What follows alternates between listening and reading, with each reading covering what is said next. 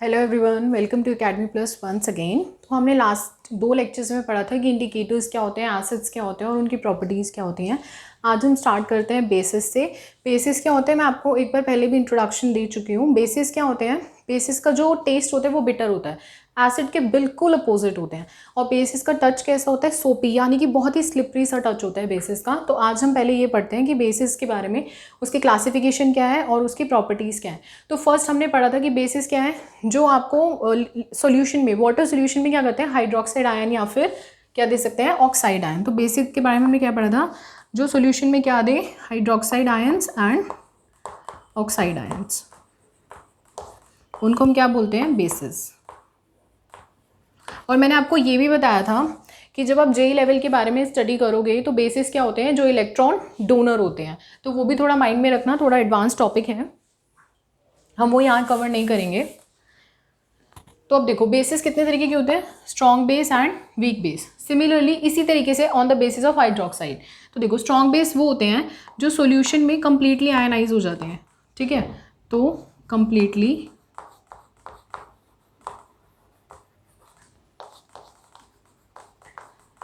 Ionised in solution,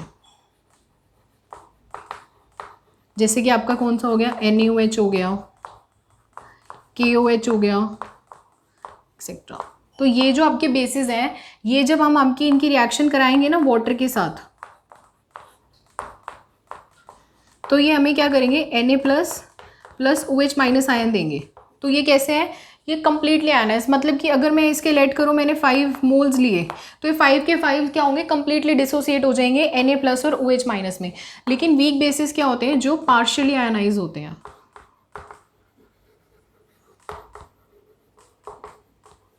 in solution. जैसे कि आपका क्या है, कैल्शियम हाइड्रोक्साइड, मैग्नीशियम हाइड्रोक्साइड, ये किस तरीके के बेसिस हैं, ये वीक बेसिस हैं जो आपके सॉल्यूशन में कंप्लीटली आयनाइज नहीं होते। मतलब कि अगर मैं इसकी 5 मोल क्वांटिटी ले रही हूँ तो 5 के 5 क्या करेंगे, कंप्लीटली आयनाइज नहीं होंगे, कुछ आयनाइज हो जाएंगे और कुछ सॉल्यूशन में इसी फॉर्म में रह जाएंगे। मतलब कि ये रिएक्शन कैसी है, कंप्लीटली एक तरीके से रिवर्सिबल साइन है। इसमें आप क्या बोल सकते हो, ये रिएक्शन कुछ ऐसी होती है, मतलब दोनों क्वांटिटी प्रेजेंट है इस तरीके से। तो इन तरीके के बेसिस को हम क्या बोलते हैं, पार्शियली आयनाइज्ड बेसिस। जैसे कि हमारे पास एसिड्स भी 2 तरीके की होती है ना, weak acid and strong acid. Weak acids कौन से थे, एसिटिक एसिड और आपका लैक्टिक एसिड, ये सारे वीक थे, जिनको हमने क्या बोला था, ऑर्गेनिक एसिड्स। और मिनरल एसिड्स हमने क्या बोले थे कि वो स्ट्रॉन्ग है। सिमिलरली बेसिस कैसे होते हैं, स्ट्रॉन्ग एंड वीक। नाउ अब हम बेसिस की प्रॉपर्टी करते हैं। प्रॉपर्टी क्या है, ये मैं आपको पहले बता चुकी हूँ कि जो बेसिस होते हैं उनका टच कैसा होता है, सोपी सा, स्लिपरी सा टच है, और उनका जो टेस्ट है वो कैसा है, बिटर सा, बहुत कड़वा सा टेस्ट होता है। नाउ सेकेंड प्रॉपर्टी भी हम पढ़ चुके हैं कि बेस क्या करते हैं, वो रेड लिटमस को ब्लू लिटमस में कन्वर्ट करते हैं। अगेन कंडीशन वही रहने वाली है कि लिटमस ड्राई नहीं होना चाहिए, लिटमस आपका मॉइस्ट ही होना चाहिए। Now third, conduct electricity. तो वी नो दैट कि जब हम क्या करेंगे, अब सिंपल सी बात है, हम थर्ड प्रॉपर्टी डिस्कस करते हैं। देखो अगर बेस है, मैंने NaOH लिया, तो जब मैं इसमें वाटर सॉल्यूशन में, मतलब कि अगर मैं इसमें इलेक्ट्रिसिटी, इलेक्ट्रोलाइट सॉल्यूशन, एक तरीके से इलेक्ट्रिसिटी पास करूँगी, तो ऑब्वियसली उसमें वाटर भी होगा। इलेक्ट्रिसिटी अगर मैं पास करूँगी तो वाटर भी होगा सॉल्यूशन में। अब ये क्या करेगा, ये अपने आयंस में डिसोसिएट कर जाएगा, Na प्लस OH माइनस। और हमें पता है अब जब ये आयंस में डिसोसिएट करेगा तो इसमें क्या होगी, मूवमेंट। तो जब आयंस मूव करते हैं, हम जानते हैं आयंस की मूवमेंट की वजह से क्या होता है, चार्ज पास होना स्टार्ट होता है। तो उसको हम क्या बोलते हैं कि वो इलेक्ट्रिसिटी कंडक्टर होते हैं, वो गुड इलेक्ट्रिसिटी कंडक्टर होते हैं। तो इस तरीके से जो बेसिस हैं वो भी क्या है, इलेक्ट्रिसिटी कंडक्ट करते हैं। अब reaction with some metal to form H2 gas and salt. अब देखो हमने पढ़ा था कि जो एसिड्स होते हैं, मैं कंपेयर भी आपको करवाती चलूँगी एसिड बेस का।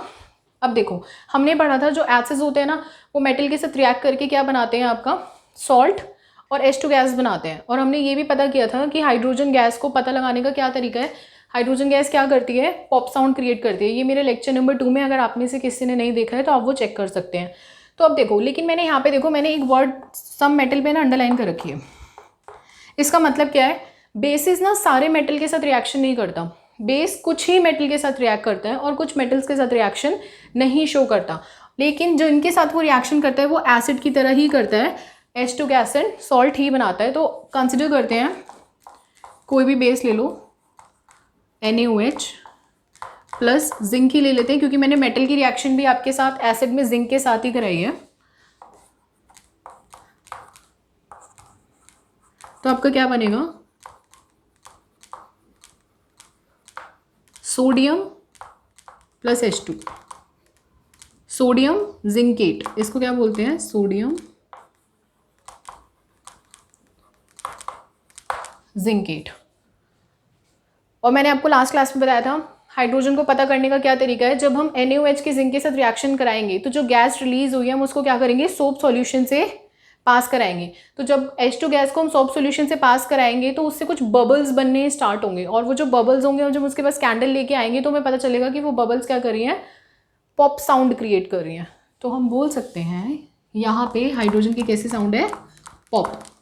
एक है ना मैजिक करके, एक आपने नोटिस किया होगा, कुछ खाने की कोई टॉफ़ी सी आती थी, तो आप जब उसको माउथ में डालते थे ना तो आपने नोटिस किया होगा कि वो पॉप्सिकल्स सी साउंड क्रिएट करती थी, it will burst into your mouth, something like this. Hydrogen की ना वैसे सी ही पॉप साउंड होती है, मुझे याद आ रहा है ये सब। So the next one is reaction with acid to form salt and water. ये रिएक्शन मैंने आपको एसिड में भी लिखवाई थी कि एसिड बेस के साथ रिएक्ट करके क्या बनाते हैं, सॉल्ट एंड वाटर। इस टाइप की रिएक्शन को हम क्या बोलते हैं, न्यूट्रलाइजेशन रिएक्शन।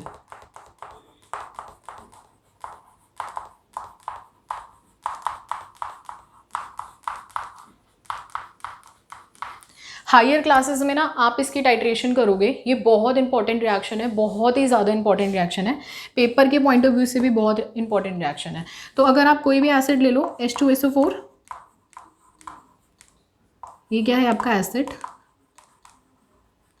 और कोई भी बेस ले लो NaOH, this is your base and again aqueous. तो जब आप इसकी रिएक्शन कराओगे क्या बनेगा, Na2SO4 प्लस वाटर, यानी कि सॉल्ट एंड वाटर।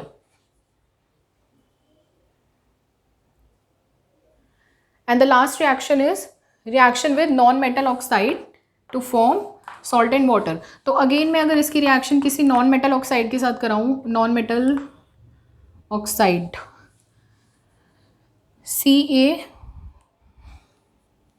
CO2 ले लो, non metal oxide CO2 plus base ले लेते हैं हम कैल्शियम हाइड्रोक्साइड। ये रिएक्शन हमने पहले भी कर रखी है, इसलिए मैंने आपके लिए रिएक्शन चूज़ करी है ताकि आपको याद भी रहे। ये क्या है हमारा नॉन मेटल ऑक्साइड, और ये क्या है हमारा बेस। तो मैंने एसिड की जब आपको रिएक्शन कराई थी, जब जिसमें कार्बन डाइऑक्साइड वाली, ये सेम वैसे ही रिएक्शन है। तो इसमें क्या बनेगा आपका, slag calcium carbonate plus water, और कैल्शियम कार्बोनेट क्या है आपका, सॉल्ट, यानी कि मार्बल, लाइमस्टोन, चौक, कुछ भी बोल सकते हो। कैल्शियम कार्बोनेट के बहुत सारे नेम हैं, chalk, marble, limestone etcetera. So these are properties of our base. Base की आपकी इतनी ही प्रॉपर्टीज हैं। Now we move to our next topic, pH।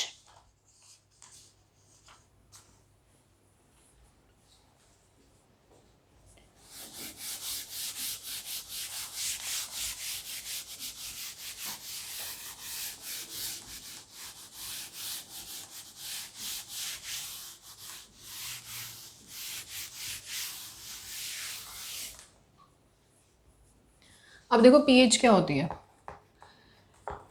मैंने शायद आपको फर्स्ट लेक्चर में ना एक स्मॉल इंट्रोडक्शन दिया था pH का, आज थोड़ा डिटेल में पढ़ते हैं। pH मतलब होता है power of hydrogen ion, power of hydrogen ion.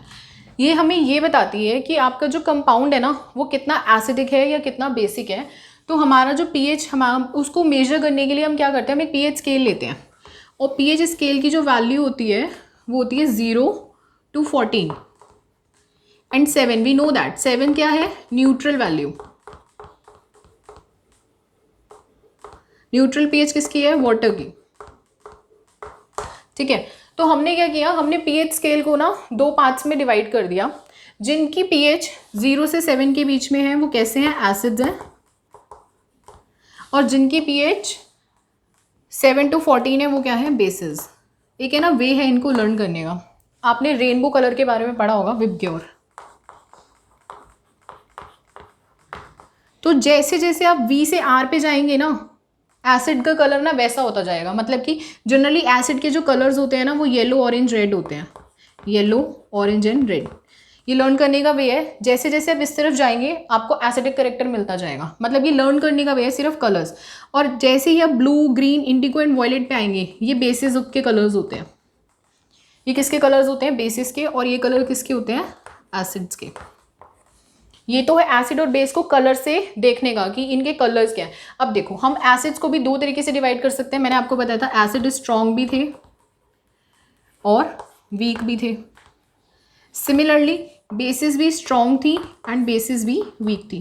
तो देखो 0 से लेके अगर आपके पास 4 तक का स्केल है, 0 से 4 का जो स्केल है आपका, ये कैसे आपके स्ट्रॉन्ग एसिड है। अब मैंने आपको क्या बताया, इसका भी एक देखो वे क्या है।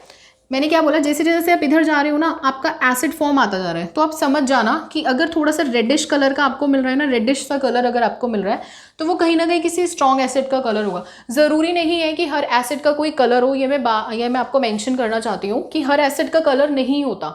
लेकिन कंसिडर करो अगर कोई कलरफुल सोल्यूशन है तो जनरली वो एसिडिक होगा अगर उसका कलर येलो, ऑरेंज और रेड है।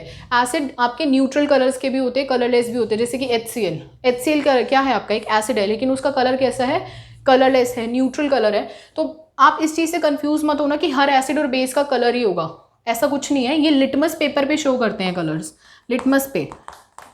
ये लिटमस पेपर की बात कर रही हूँ मैं। अगर लिटमस पेपर पे colour yellow, orange, reddish show कर रहा है तो इसका मतलब कि येलो, ऑरेंज, रेड है, तो हल्का सा आपको ये पता चल जाएगा कि वो एसिड है। कितना है, कैसा है, वो आप pH से पता लगाओगे। ठीक है, तो आप क्या करोगे, जब लिटमस पेपर पे टेस्ट करोगे तो 1 to 4 की अगर pH हुई तो वो स्ट्रॉन्ग हुए, और 4 to अगर 7 हुई तो वो वीक एसिड्स हुए। ठीक है, सिमिलरली अगर 7 से 11 तक की pH है तो वो वीक बेस हुए, और अगर 11 से 14 की pH है तो वो स्ट्रॉन्ग बेस है। अब देखो एक एग्जाम्पल देती हूँ, HCl है। HCl क्या देता है, लिटमस पेपर पे रेड कलर देता है। हमें पता है ना एसिड क्या करते हैं, ब्लू लिटमस को रेड में कन्वर्ट करते हैं। तो जब आप HCl का लिटमस पेपर टेस्ट करते हो ना तो उसका रेडिश कलर आता है। तो जनरली HCl की जो pH होती है ना, इट इज़ अराउंड 1.5 होती है। तो देखो HCl कितना स्ट्रॉन्ग है। ऐसे ही अगर मैं एसिटिक एसिड की बात करूँ, यानी कि CH3COOH, अगर मैं एसिटिक एसिड की बात करूँ तो इसकी जो pH होती है इट इज़ अराउंड 4.4 to 4.7 होती है। तो इसका लिटमस पे जो कलर आता है ना वो स्लाइटली ऑरेंज कलर आता है, कंप्लीटली रेड कलर का नहीं आता। तो इस तरीके से आपको पता चल सकता है कि आपकी जो pH है, जब आप उसको pH की रेंज को आप लिटमस पेपर के साथ कंपेयर करके देखोगे तो आपको पता चल जाएगा कि एसिड कितना स्ट्रॉन्ग है और कितना वीक है। तो मैं आपको इधर लिखवा सकती हूँ कि जब आप इधर से 0 से 7 की तरफ आप मूव करते हैं तो इसका मतलब क्या होता है कि आप रेड से येलो कलर की तरफ मूव कर रहे हैं। ठीक है, और ऐसे ही हम यहाँ पे बात करेंगे, यहाँ पे ग्रीन कलर से हम मूव करते हैं वॉयलेट कलर की तरफ। कलर जितना डेंस होगा pH उतनी ही ज़्यादा होगी। अब जैसे कि अगर मैं आपको वीक बेस के बारे में बताऊँ तो आप इधर लिख सकते हैं कि वीक बेस क्या है आपका, कैल्शियम हाइड्रोक्साइड। तो उसकी जो pH होगी ना आपकी 7 से 11 के बीच में लाई करेगी। लेकिन अगर मैं NaOH की बात करूँ, वो एक स्ट्रॉन्ग बेस है, यानी कि और KOH, तो इसकी जो pH है आपकी 13 के अराउंड होती है। तो आप डिफरेंस देखो कितना ज़्यादा है। तो इसका जो लिटमस टेस्ट होगा ना वो जनरली ब्लू वायलेट कलर होगा, और इसका जो लिटमस टेस्ट होगा वो आपका जनरली क्या होगा, Indigo blue colour. So this is your difference in pH।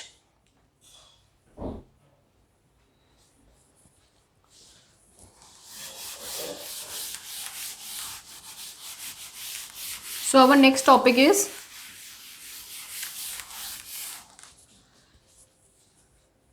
some subjective questions। अब देखो एग्जाम में ना आपसे कुछ एवरीडे इंपॉर्टेंस से रिलेटेड ना सब्जेक्टिव क्वेश्चन पूछे जा सकते हैं। जैसे कि देखो हमें पता है कि जो हमारा स्टमक होता है ना वो क्या करता है, HCl एसिड प्रोड्यूस करता है। हम सब जानते हैं बात कि हमारे स्टमक में क्या होता है, HCl होता है थोड़ा। तो हम क्या बोल सकते हैं कि स्टमक में जो HCl है उसकी जो pH होती है ना, इट इज़ अराउंड 1.5 होती है डाइजेस्टिव की। लेकिन कई बार क्या होता है, हम कुछ ज़्यादा ही एसिड कई बार कंज्यूम कर लेते हैं, जिसकी वजह से क्या होता है कि जो HCl की जो pH है ना वो और बिलो चली जाती है और हमारे स्टमक में क्या होने लगता है, पेन होने लगता है। तो अगर आप फिर हम क्या करेंगे, हम डॉक्टर के पास जाएंगे। तो जनरली डॉक्टर क्या करता है, उस पेन को न्यूट्रलाइज करने के लिए वो हमें क्या देता है, एक बेस देता है। किस लिए, न्यूट्रलाइज करने के लिए। हमने प्रॉपर्टी में भी पढ़ा था कि जो बेसिस होते हैं वो क्या करते हैं, वो एसिड को न्यूट्रलाइज कर सकते हैं। तो इसमें वो जो आपको बेस प्रोवाइड करता है हम उसको क्या बोलते हैं, एंटा एसिड। एंटा एसिड का मतलब क्या है, एंटा मतलब अपोजिट, एसिड, एसिड के जो अपोजिट हो हम उसको क्या बोलते हैं, बेस। तो इसके लिए जो हमें वो बेस देते हैं हम उसको क्या बोलते हैं, मैग्नीशियम हाइड्रोक्साइड। और इसको हम, इसका जो कॉमन नेम है वो क्या है, milk of magnesia, milk of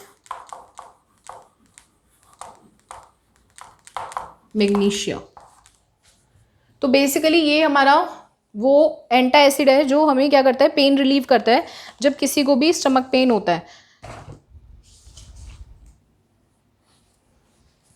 and और इसका केमिकल मैं आपको फॉर्मूला बता देती हूँ, MgOH का होल ट्वाइस। तो ये हमारा फर्स्ट, ये हमारा CBSE बोर्ड के पॉइंट ऑफ व्यू से बहुत इंपॉर्टेंट है, ये हमारा NTSC के पॉइंट ऑफ व्यू से इंपॉर्टेंट है। NTSC में pH से रिलेटेड क्वेश्चन आ सकते हैं, इंपॉर्टेंट टॉपिक है ये।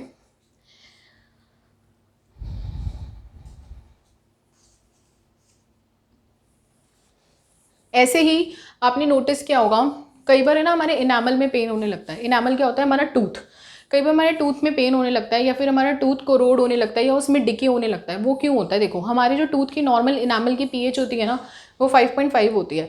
लेकिन कई बार हम क्या करते हैं, कई कॉफ़ी ज़्यादा कंज्यूम कर लेते हैं या बहुत ही शुगरी खाने लग जाते हैं या कुछ चुई सा खाने लग जाते हैं, जिसकी वजह से जो हमारे टूथ की pH होती है ना वो डिस्टर्ब हो जाती है। अब उस pH को नॉर्मल करने के लिए हमें क्या करना होता है, हमें कुछ बेस की ज़रूरत होती है। अब देखो हम वो बेस क्या लेते हैं, आपने नोटिस किया होगा, आप सुबह उठते ही ना ब्रश करते हैं। हमें ब्रश करने की हैबिट क्यों है, ताकि जो ओवरनाइट हमने खाया है या हमने ब्रश नहीं किया है तो जिसकी वजह से हमारे टूथ में क्या हो जाते हैं, कीटाणु। तो उसकी वजह से क्या होता है, हम क्या करते हैं, हम एक ऐसा बेस बनाते हैं, हम एक ऐसा टूथपेस्ट यूज़ करते हैं जिसकी जो बेसिक वैल्यू होती है ना, उसकी जो pH होती है वो अराउंड 8 होती है। उसकी pH क्या होती है, अराउंड 8। और हमारे इनामल की pH क्या होती है, 5.5। तो जनरली हम जब इनामल की pH कम होने लगती है हम एक बेसिक टूथपेस्ट यूज़ करते हैं जिसकी pH 8 हो, ताकि जो ओवरनाइट हमारे माउथ में एसिड बना है, जो एसिड रिलीज हुआ है वो क्या हो सके, न्यूट्रलाइज हो सके। अब देखो हमने नोटिस किया होगा, आप आना, आज आपको एक होमवर्क दे रही हूँ मैं, आप आगे ना टूथपेस्ट नोटिस करना घर में कि टूथपेस्ट में ना आपके फ्लोराइड का कंटेंट ज़रूर मिलेगा, किसी ना किसी कंपाउंड के फॉर्म में फ्लोराइड ज़रूर मिलेगा। फ्लोराइड क्या होता है, बेसिक होता है नेचर में, तो इसलिए जनरली हमारे जो टूथपेस्ट होते हैं ना उसमें फ्लोराइड होता है। हालांकि जो हमारा इनामल होता है वो हार्डेस्ट सब्सटेंस है, जो इनामल है वो क्या है, हार्डेस्ट सब्सटेंस है, it is difficult to break, but still pH को मेंटेन करने के लिए हम फ्लोराइड बेस का टूथपेस्ट यूज़ करते हैं।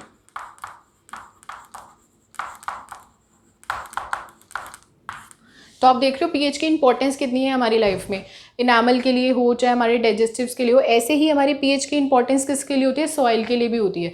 जब सॉइल की जो pH होती है कम होने लगती है तो हम क्या करते हैं, कैल्शियम ऑक्साइड या फिर कैल्शियम हाइड्रोक्साइड का स्प्रे करते हैं ताकि जो pH है वो मेंटेन हो जाए और जो सॉइल हो वो रोट ना हो। सो आई होप आपको आज की क्लास समझ आई होगी। आज हमारी प्रॉपर्टीज़ ऑफ बेसिस खत्म हो चुकी है। अगर आप में से किसी ने भी 5 के 2 लेक्चर्स नहीं देखे हैं तो आपको लिंक डिस्क्रिप्शन बॉक्स में मिल जाएगा। आपको कोई भी अगर टॉपिक से रिलेटेड डाउट है तो आप कमेंट सेक्शन में हमें पूछ सकते हैं, हमें बता सकते हैं। आई विल ट्राई मैं आपके सारे क्वेश्चंस कवर करूं। और and please do like, subscribe and share. Thank you for watching.